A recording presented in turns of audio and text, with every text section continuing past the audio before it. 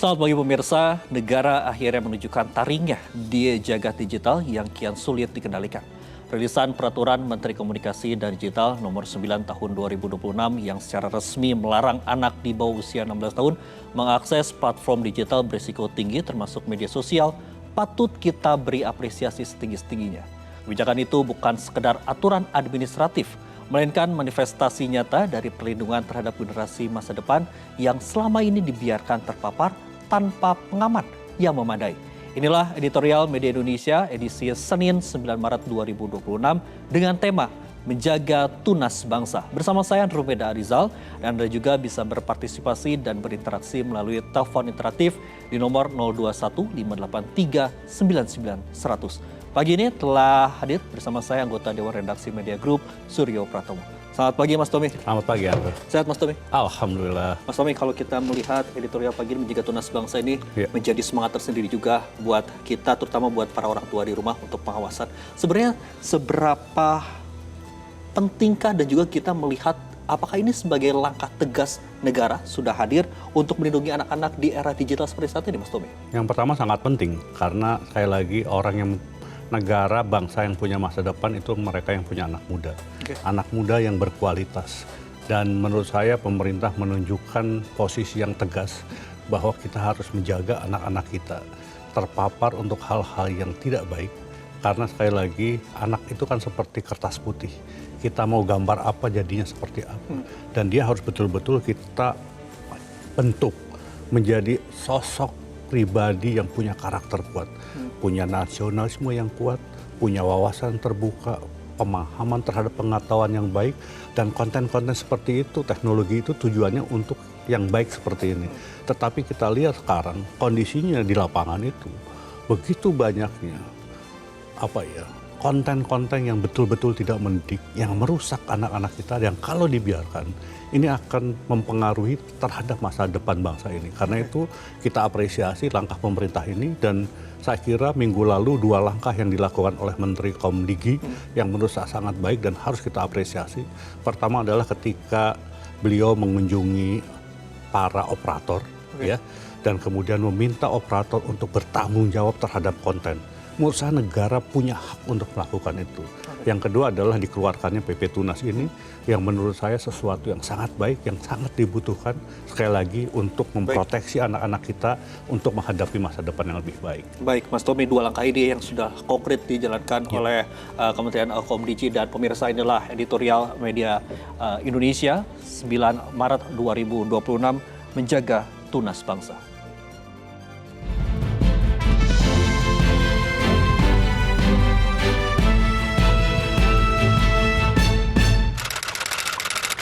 Menjaga Tunas Bangsa.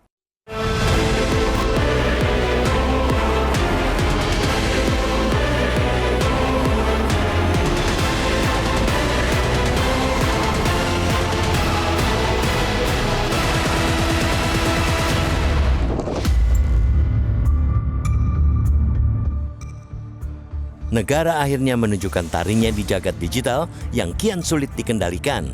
Perilisan Peraturan Menteri Komunikasi dan Digital Permen Komdigi Nomor 9 Tahun 2026 yang secara resmi melarang anak di bawah usia 16 tahun mengakses platform digital berisiko tinggi, termasuk media sosial, patut kita beri apresiasi setinggi-tingginya. Kebijakan itu bukan sekadar aturan administratif, melainkan manifestasi nyata dari perlindungan terhadap generasi masa depan yang selama ini dibiarkan terpapar tanpa pengaman yang memadai. Aturan ini merupakan turunan langsung dari Peraturan Pemerintah Nomor 17 Tahun 2025 tentang tata kelola penyelenggaraan sistem elektronik dalam perlindungan anak atau yang akrab kita sebut PP Tunas. Sejak awal penanaman tunas itu menyunggi beban moral yang tidak ringan. Pengertiannya ialah bahwa setiap anak yang tumbuh di era digital adalah tunas bangsa yang harus dijaga dan dirawat, bukan dibiarkan layu oleh paparan konten-konten toksik ataupun alur algoritma yang adiktif. Untuk tujuan itulah PP Tunas dibuat. Urgensi kebijakan ini bukan lahir dari ruang hampa. Fakta di lapangan menunjukkan kondisi yang sudah mencemaskan. Berdasarkan data dari berbagai riset, termasuk survei internal Komdigi dan laporan We Are Social, rata-rata anak Indonesia menghabiskan waktu 3-5 jam setiap hari untuk berselancar di media sosial. Angka itu jauh melampaui ambang batas sehat bagi perkembangan kognitif dan emosional anak. Dampaknya pun sudah sangat nyata dan mengerikan. Komisi Perlindungan Anak Indonesia (KPAI) mencatat tren kenaikan pengaduan kasus perundungan anak di ranah daring melonjak signifikan dalam 3 tahun terakhir. Mulai dari perundungan cyber hingga ancaman predator seksual dan pornografi anak, ruang digital sudah seperti ranjau bagi anak-anak. Secara psikologis, batas usia 16 tahun adalah angka yang krusial. Di usia ini, remaja baru mulai membentuk kerangka berpikir kritis. Melepas mereka di platform berisiko tinggi tanpa filter sama saja dengan membiarkan anak kecil mengemudikan kendaraan di jalan raya. Karena itu, langkah Komdigi menetapkan batasan tersebut merupakan tindakan korektif yang sudah lama dinantikan. Akan tetapi, kita juga mesti mengingatkan pemerintah bahwa sebuah regulasi tak cukup hanya bagus di atas kertas. Tantangan terbesar justru terletak pada bagaimana aturan ini dipahami secara seragam oleh semua pemangku kepentingan. Aturan seprogresif apapun bisa saja majal dalam eksekusi jika tidak dibarengi dengan penyelarasan pemahaman. Perlindungan anak adalah tanggung jawab kolektif. Pemerintah menyediakan payung hukum melalui Permen Komdigi 9/2026, platform menyediakan teknologi yang aman, dan orang tua menyediakan pengasuhan yang berkualitas.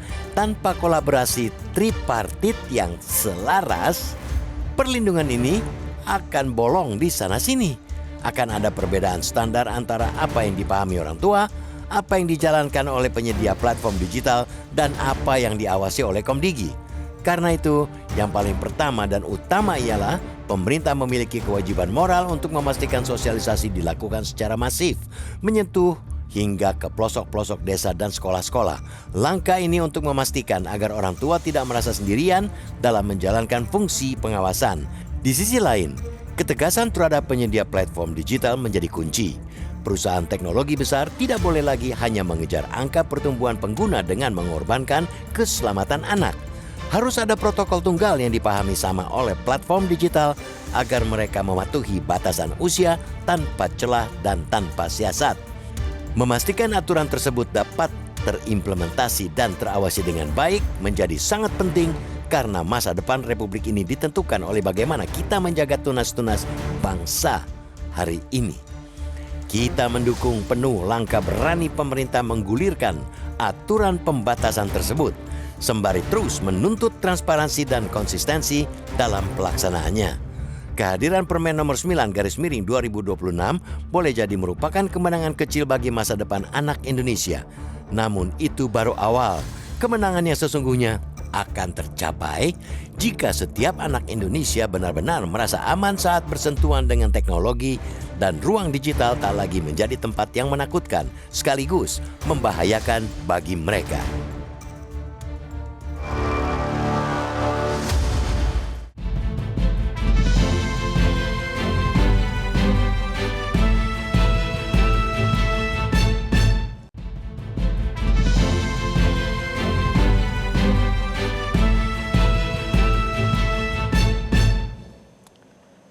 Terima kasih pemirsa, Anda masih bersama kami di Editorial Indonesia dan saat ini kita akan terlebih dahulu untuk mendengarkan pendapat dari pemirsa Metro TV. Ada Ibu Indra dari Cirebon, Jawa Barat. Selamat pagi Ibu Indra. Selamat pagi Bung Andromeda dan Bung Suryo Pratomo. Assalamualaikum warahmatullahi wabarakatuh. Metro TV. Waalaikumsalam. Waalaikumsalam Bu Indra. Bu Indra, silakan dengan pendapat Anda melihat terkait dengan aturan ataupun kebijakan dari Menteri yang peraturan Menteri baru ini. Silakan Bu Indra. Ya, alhamdulillah. Selama ini orang tua sudah berusaha untuk menjaga anak-anak agar dalam tanda kutip tidak kenal hal-hal negatif dari medsos itu dengan mengawasi. Tapi sulit sekali karena jaringannya itu kan luas sekali. Kalau sekarang negara dengan tegas memberikan aturan-aturan, mudah-mudahan hal ini akan sangat-sangat membantu membuat kami para orang tua juga bernafas lega supaya anak-anak kita, tunas bangsa ini tidak terpapar hal-hal yang negatif. Karena seperti juga yang sudah kita tahu kan, narkoba misalnya. Kalau mereka tidak kenal, ya tidak akan terpapar, kita menjaganya gitu.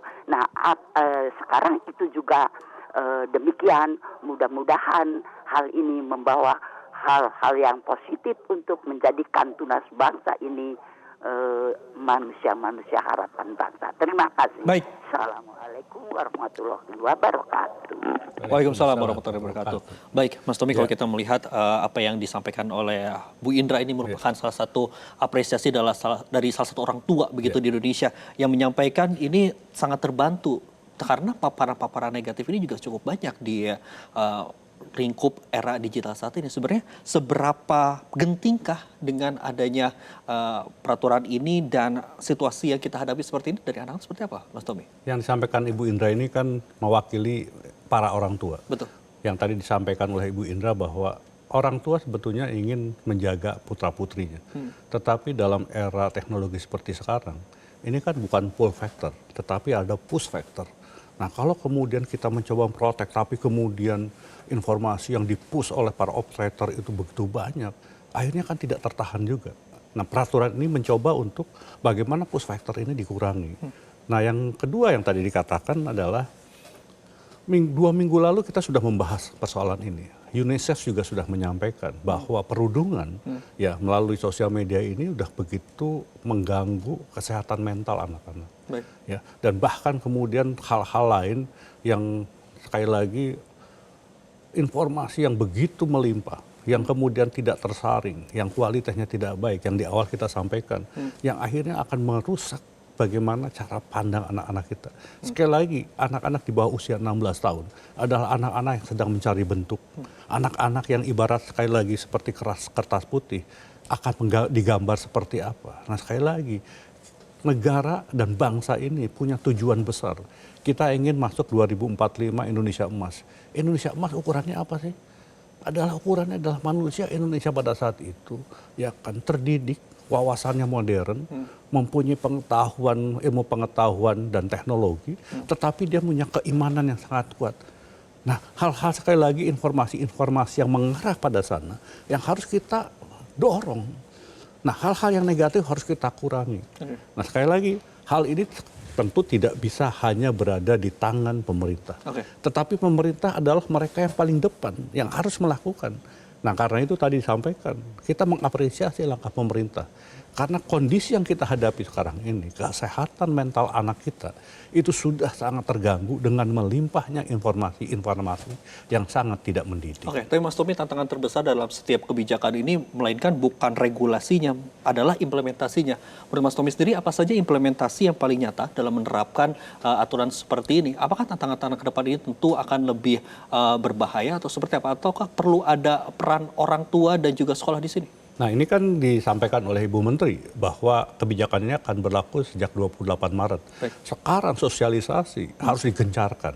Sosialisasi harus disiapkan pada semua platform.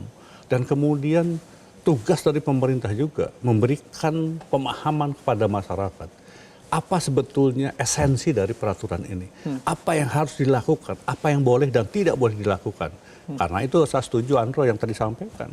Ini bukan hanya tanggung jawab pemerintah. Ini adalah seluruh pemangku kepentingan. Warga bangsa ini harus sama-sama. Ya, dan kita harus belajar dari bangsa-bangsa lain. Ya kan, bangsa China, ya kan Singapura, bangsa Australia. Yang juga sudah melakukan langkah lebih awal. Dan kita sekali lagi ada di barisan yang mencoba untuk melakukan penataan ulang mengenai media sosial ini supaya betul-betul tujuannya menjadi sangat baik. Kalau para operator sendiri, orientasi mereka kan hanya sekedar bisnis.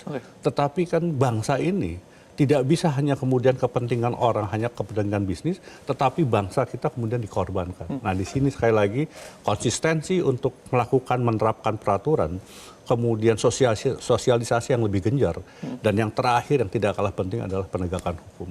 Dan kemudian harus ada tindakan keras bagi mereka yang kemudian tidak taat setelah tanggal 28 Maret. Baik Mas Tommy, namun pertanyaan besarnya perusahaan teknologi ini kan kerap melakukan ataupun juga mengejar pertumbuhan pengguna pengakses yang lebih besar. Lalu seperti apa? Apakah di undang-undang ini juga bisa memaksa platform digital ini untuk bertanggung jawab? Ini akan kita bahas di usai jeda berikut ini. Pemirsa, Editorial Media Indonesia akan kembali. Usai jeda, tetaplah bersama kami.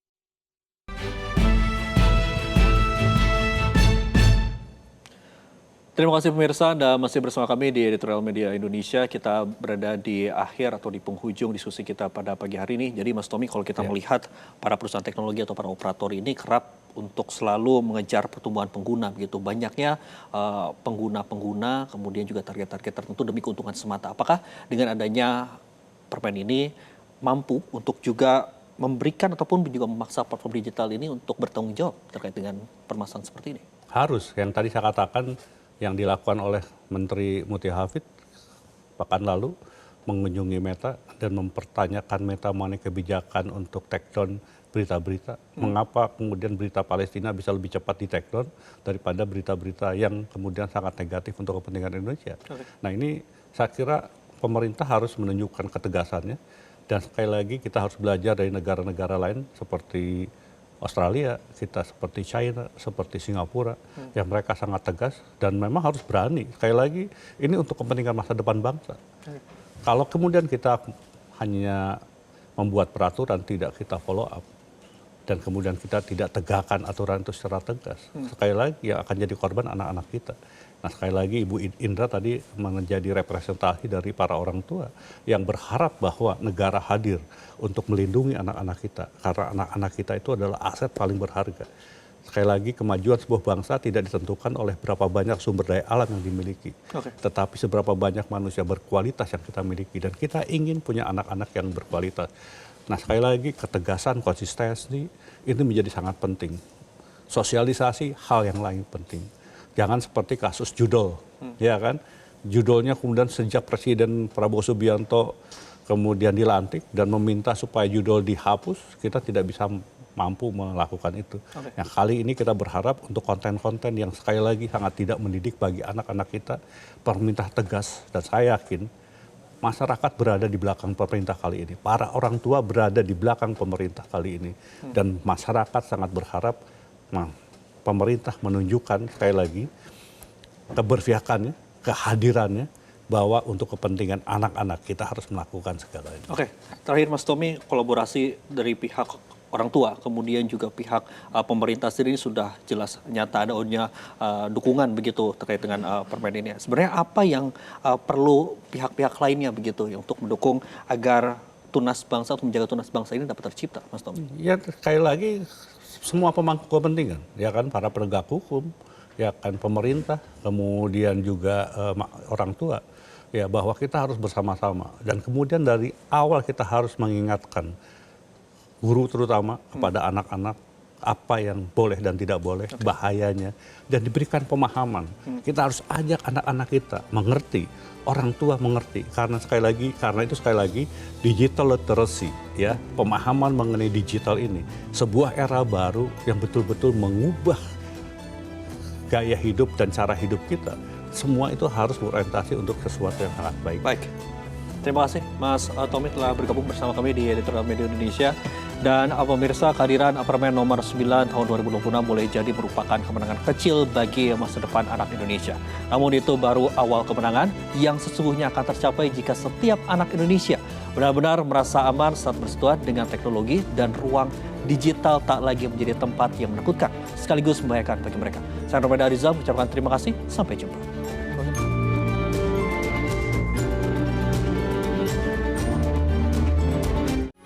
Metro TV. Jelajahi cara baru mendapatkan informasi. Download Metro TV Extend sekarang.